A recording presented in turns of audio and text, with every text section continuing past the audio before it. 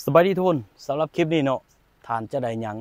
สวนกล้วยที่หลายที่สุดในแขวงเวียงจันทน์เป็นอยู่ไสเนาะตอนนี้ข่อยก็อยู่ที่บ้านลิงซันเขาจะไปตามเส้นทางนี้เลยทุกคนเขาจะไปตามเส้นทางเบืองนี่เนาะพ่อพันมาเคยขับบักมาเส้นนี้ตลอดแต่ว่าบ่เคยไปเบืองนั้นครั้งนี้เขาจะไปขามบักอยู่ทางบ้านเกินเราจะไปเบิ่งสวนกล้วยที่หลายเลยใหญ่ที่สุดของแขวงเวียงจันทน์ทุกคนไปชมกันเลยนี่แมนเราจะไปบักลิงซันจะข้ามไปสู่บ้านเกินแม่นไปเส้นนี้เลยเนาะตัวนี้เป็นโรงงานเก่าแต่ว่าเพิ่นได้หยุดปิดไส้ไปแล้วตัวนี้จะเป็นทางลงบักบ้านลิงซันทุกคนไปซื่อๆนี่แม่นลงบักข้ามบักทางหน้านี่เลยเนาะปกติแล้วคอยจะข้ามแต่เส้นนั้นแต่ว่าครั้งนี้จะพาไปเบิ่งสวนกล้วยแม่นเฮาเลี้ยวซ้ายบักจะอยู่ตรงหน้านี่เนาะแต่ว่าครั้งนี้เขาจะเลี้ยวซ้ายไปตามเส้นทางนี้เลย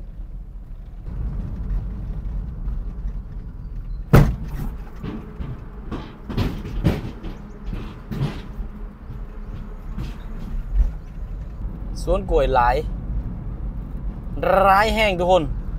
พุ่นเบิ่งไกลเห็นกว้างสุดลูกหูลูกตาเบิ่งสวนกล้วยพุ่นไกลริบลิ่วเลยทุกคนแมนมดพูนไปกว้างๆบักไกลๆเนาะสุดสายหูสายตาสองฝั่งทางเต็มเลยสวนกล้วยที่หลายที่สุด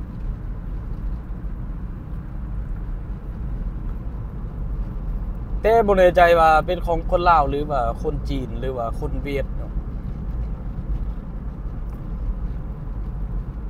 เบิ่งสวนกล้วยทุกคนพูนไกลริบลิ่วไปพุ่นซูมเข้าไปพุ่นหนทางก็ถือว่าสะดวกสบายทุกคนเพราะว่าเพิ่นเฮ็ดทางดีมาเลยทางนี้แล้วเพิ่นก็ยังบอกอีกว่าอยู่ในนี่นะมีสวนกล้วยที่ใหญ่ที่สุดของเขตนี่ว่าซั่นซะเห็นว่าทุกคนจะเห็นได้ว่ารถบรรทุกรถ10ล้อนี่สวนทางตลอดเลยเพราะว่าเส้นนี้นี่จะมีแต่รถใหญ่ๆลักษณะนี้แหละที่ค่อยเคยพบ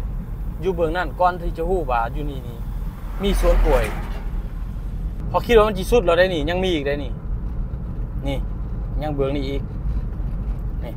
เข้าไปในพุ่นนี่ก็เข้าไปในพุ่นยาวเหยียดจึกเลยสวนกล้ว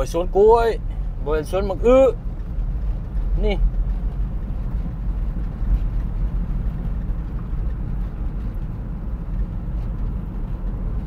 ใหญ่นะใหญ่ๆนะ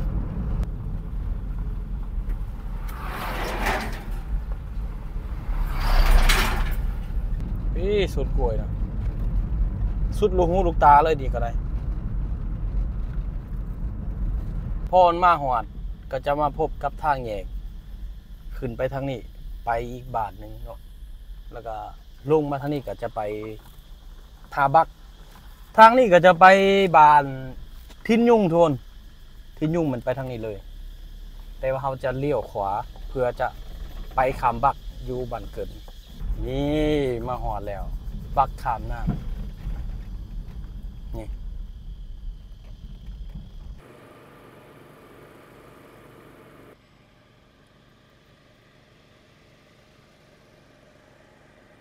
อากาศร้อนแห้งทุกคนเบิ่งสัตว์ก็ลงมากินน้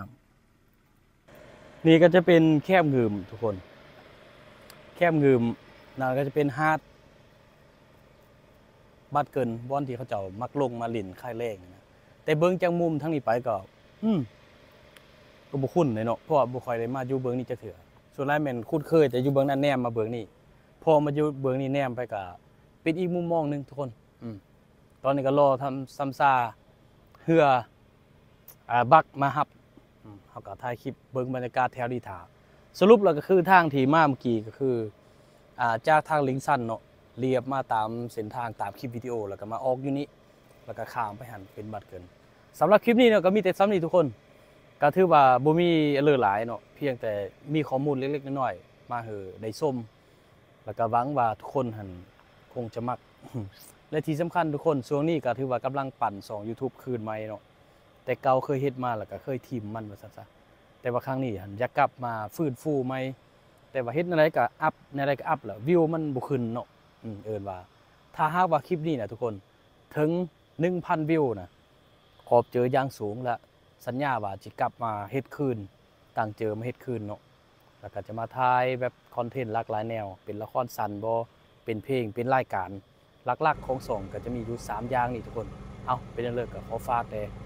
เรื่องที่ว่าฝากให้กดติดตามมันยังไกลเกินเนาะทุกคนเนาะเพียงที่ว่าส้มผู้ละคนไล่ผู้ละไล่ก็พอละถ้าว่ามักเท่ๆล่ะจังกดติดตามขอขอบเจอหลายๆ